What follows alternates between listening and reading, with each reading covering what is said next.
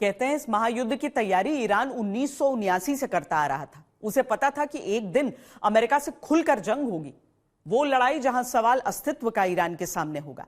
पिछले साल हुए युद्ध में ईरान ने इस खतरे को नजदीक से भांप लिया। नतीजा यह रहा कि ईरान ने अपनी मिसाइल ड्रोन रणनीति का वो चक्रव्यूह तैयार किया जिसे अमेरिकी राष्ट्रपति जितना नष्ट करने का दावा करते हैं, अमेरिकी इंटेलिजेंस एजेंसियां उसके उतना ही बचे होने का अंदेशा जताती हैं। वो कौन है जिसके दम पर ईरान चौतरफा अमेरिका को युद्ध में दफन तक कर देने की धमकी देता है?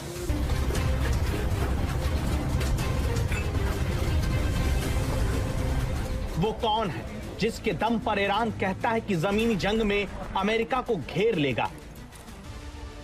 प्रॉक्सी, जिसका मतलब होता है प्रतिनिधि। ईरान के ऐसे ही कई प्रॉक्सी जो इस युद्ध में बड़ी चोट अमेरिका और इजराइल को दे रहे हैं, जिनमें लेबनान में हिजबुल्ला, यमन में हुती का नाम तो आपने पहले से सुन रखा होगा, लेकिन इराक में PMF यानी पॉपुलर मोबिलाइजेशन फोर्सेस, इराक में ही असाइब अहल अल हक शिया मिलिशिया है, इराक से सीरिया तक हरकत उल नुजाबा है। ये उन संगठनों का नाम है जो इस वक्त ईरान के लिए खाड़ी देशों में अलग अलग जगह पर अमेरिकी बेसिस पर या अमेरिका इजराइल से जुड़े ठिकानों पर हमला कर रहे हैं।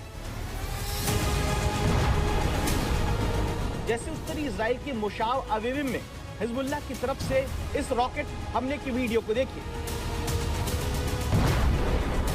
और अब लेबनान में भीतर तक घुसकर इजराइल यह ऐलान करता है कि उसने ईरान की तरफ से हमला करने वाले हिजबुल्ला को लिटानी नदी के दक्षिण तक पीछे धकेलकर अपना सुरक्षा नियंत्रण बना लिया है। हिजबुल्ला 1980 के दशक में इजराइल के विरोध में उभरा, जिसने धीरे धीरे दक्षिण लेबनान पर कब्जा कर लिया। 2022 में अमेरिकी विदेश मंत्रालय ने अनुमान लगाया था कि ईरान ने हिजबुल्ला को सालाना $70 करोड़ तक की मदद की है। अलग अलग दावों में कहा जाता रहा है कि हिजबुल्ला के पास 20,000 से लेकर 1 लाख तक कुल रॉकेट, ड्रोन और मिसाइल्स का जखीरा हो सकता है।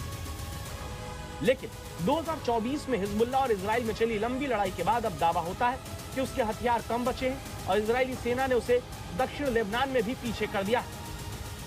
The power, the capacity, the infrastructure, the weaponry of Hezbollah has been finished.